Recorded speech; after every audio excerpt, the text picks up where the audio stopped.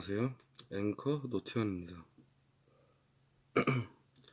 태어난 지 2달 된 아들을 때려 숨지게 한 20대 아빠가 재판을 받게 됐습니다. 온라인 게임으로 돈을 버는데 울고 보채 방해된다며 범행을 저지르게 됐습니다. ABS 김규태 기자의 단독 보도입니다.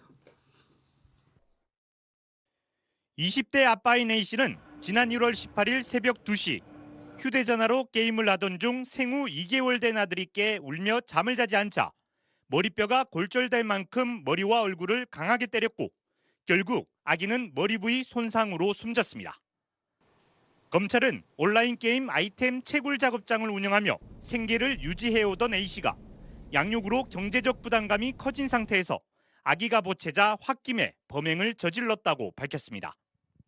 아빠 A씨는 처음엔 싱크대에서 아기를 떨어뜨렸다고 진술했지만 부검 등을 통한 계속된 추궁에 범행을 자백했습니다. 지난해 12월부터는 상습적으로 학대도 했습니다.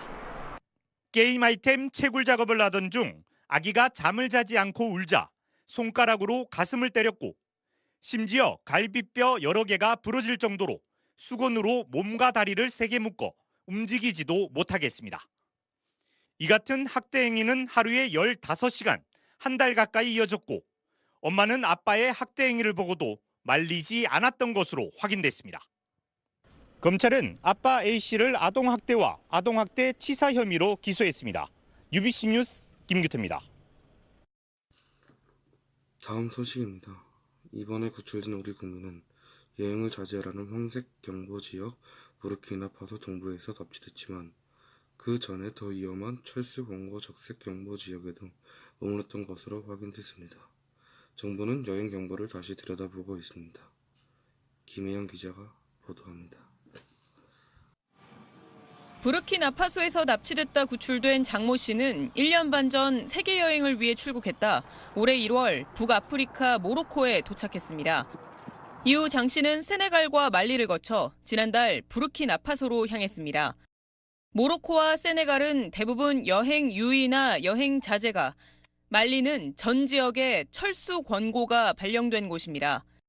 장 씨가 상당히 위험한 지역을 통과한 것은 객관적으로 맞다는 게 외교부 판단입니다. 외교부가 발령하는 여행 경보 단계는 4가지입니다.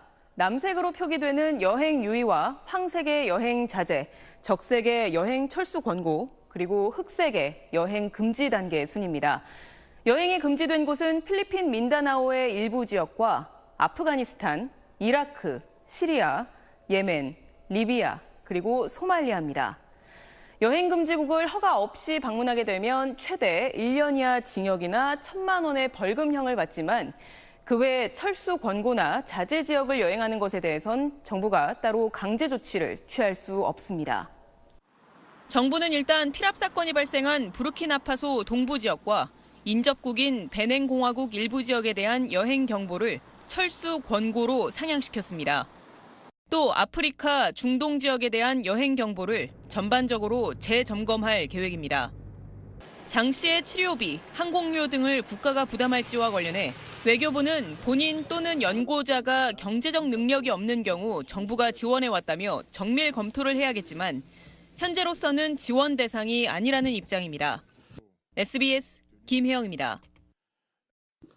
다음은 가수 정준영 씨의 소식입니다. 가수 정준영 씨의 휴대전화로 드러난 연예인과 그 지인들의 범죄 소식으로 이어갑니다. 여성을 몰래 촬영하고 공유하고 조롱하는 추악한 성범죄가 ABS 보도로 늘어나면서 실제로 성폭행을 당했다고 주장하는 여성들이 하나둘 늘어나고 있습니다. 경찰에 고소장을 내기로 한 여성 말고 이번에 또 다른 여성이 해외에서 피해를 당했다며 용기를 내 저희 취재진들에게 연락을 해왔습니다. 최고은 기자가 보도합니다.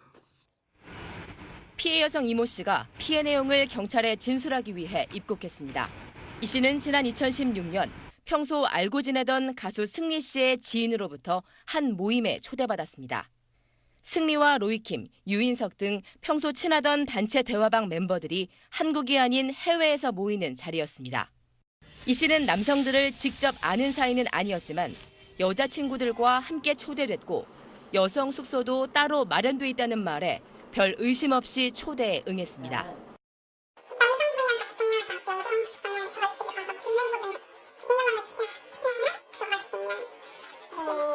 그러니까 다 분리가 돼 있어요. 문제의 상황은 저녁 자리에서 벌어졌습니다. 남성 숙소 거실에 모여 식사 겸 술을 마시기 시작했는데 금세 정신을 잃었습니다. 술을 꽤 잘 마시는 편이었지만 이날은 평소와 달랐습니다.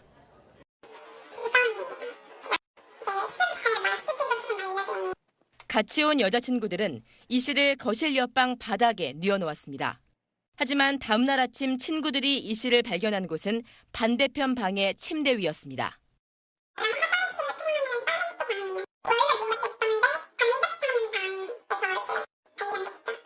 발견 당시 이 씨는 옷이 벗겨진 상태였습니다.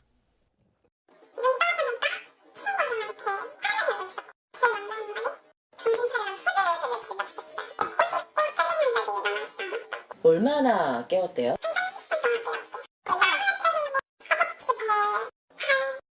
너무 수치스러운 상황이었지만 이 씨는 몸을 가눌 수 없었고 결국 여성 숙소로 이동해 다시 잠에 빠져들었습니다. 정신을 잃고 있던 동안 무슨 일이 벌어진 건지는 3년이 다 되는 시점에 드러난 카카오톡 대화를 통해 알게 됐습니다. 단톡방 멤버인 김 씨가 성폭행 당시 장면을 촬영해 단톡방에 공유했고 다른 멤버들이 그 영상을 보면서 기절했다, 성폭행이다 대화를 나눴기 때문입니다.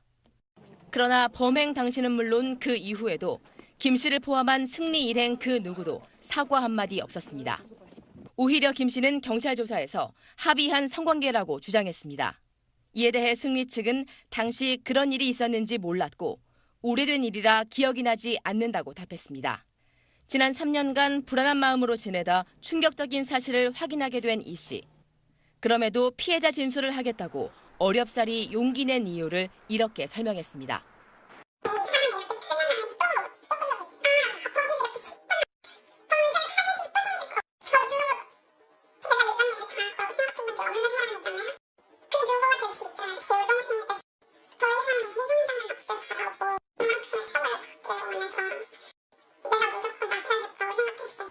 경찰은 동영상 속 여성이 이 씨가 맞는 것을 확인하고 김 씨를 준강간 혐의로 검찰에 송치했습니다. 이 씨가 평소와 달리 갑자기 의식을 잃은 것과 관련해서는 약물을 사용한 것은 아닌지 추가 수사가 필요할 것으로 보입니다. SBS 최고은입니다. 자, 다음은 BTS의 소식입니다.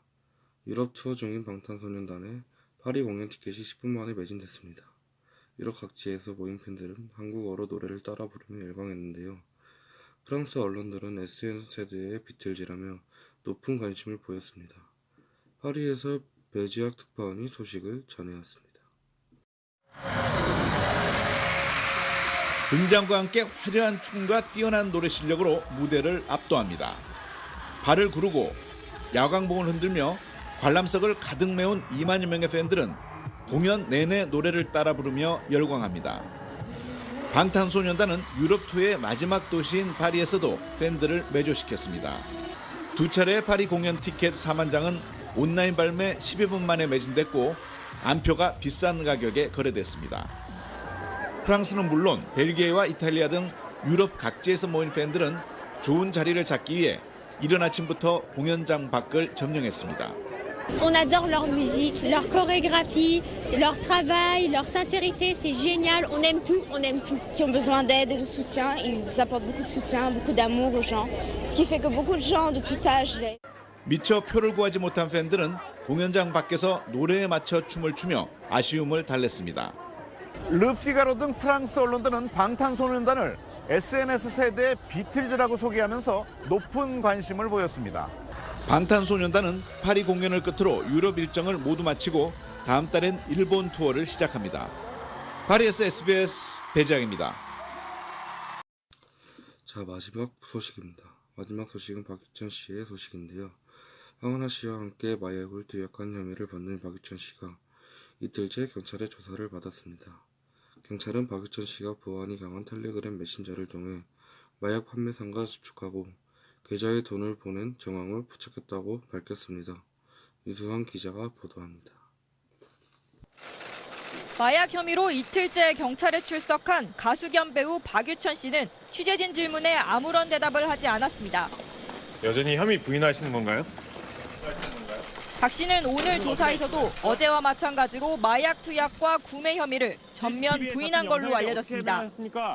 경찰은 박 씨가 흔적을 남기지 않는 SNS 프로그램인 텔레그램을 이용해 마약 판매자와 접촉했고 과거 마약 혐의와 관련된 걸로 확인된 이른바 마약 계좌로 입금한 정황을 제시하며 박 씨를 추궁했습니다. 박 씨는 황하나 씨가 입금을 부탁했을 뿐이고 텔레그램도 자신의 계정이 아니라는 취지로 말한 걸로 전해졌습니다.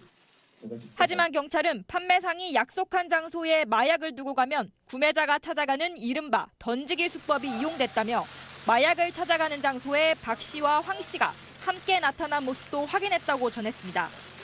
경찰은 두 사람이 같은 날 계좌에 돈을 입금하고 던지기 장소에서 마약을 찾은 뒤 투약 장소로 지목된 호텔과 황하나 씨의 자택으로 이동한 걸로 보고 있습니다. 경찰은 조만간 박 씨를 한 차례 더 불러 황하나 씨와 대질 조사를 할 계획입니다. SBS 유수환입니다. 이상으로 ABS 뉴스 보도를 마치겠습니다. 이상 앵커 노태현이었습니다.